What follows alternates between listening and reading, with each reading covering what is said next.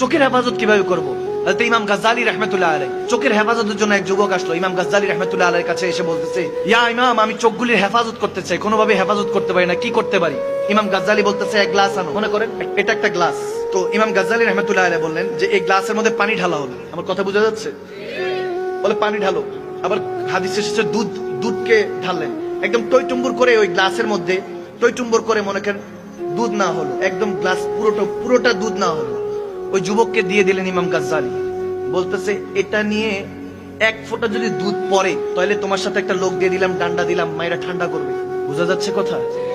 বলে এটা নিয়ে বাজারে যাও, এক ফোঁটা যাতে দুধ না পড়ে, এটাকে নিয়ে বাজারে যাও, বাজার থেকে আসবা, একটা লোক দিয়ে দিলাম, হাতে লাঠি দিলাম, যদি দুধ পড়ে তাহলে কিন্তু ডান্ডা মেরে ঠান্ডা করবে। ওই ছেলে যুবক করলো কি চাইলাম হুজুর কাছে, আর কি দিল? আস্তে করে আস্তে আস্তে আস্তে আস্তে বাজারে গেল। কত লোক, কত কিছু, কিসের কোনো কিছু পাত্তা নেই, মায়ের ডরে আস্তে করে গেল। আস্তে করে আইসা হুজুরকে দিয়ে বলতে, হুজুর নেন, কি চাইলাম আর কি দিলেন? বলে, কি ব্যাপার, পানি পড়ছে? বলে, না হুজুর, বাইচে গেছি, যে বড় ডান্ডা দিছে, মায়েরা তো ঠান্ডা করে দিত, ঠিক না?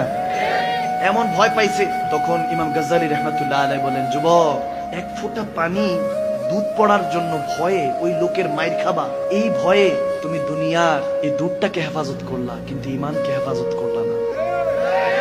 তুমি আমাকে বলছো চোখের হেফাজত কিভাবে করতে হয়, দুধটাকে তুমি নিলা আর আসলা, কারণ দুধের দিকে তোমার নজর ছিল, তেমনি ভাবে ইমানের দিকে নজর রাখতে হবে, ঠিক না যুবক? তুমি ইমানের দিকে নজর করবা, যেমনি ভাবে দুধ হেফাজত ছিল তেমনি ভাবে তোমার আমল হেফাজত করবেন কে? ইমান হেফাজত করবেন কে?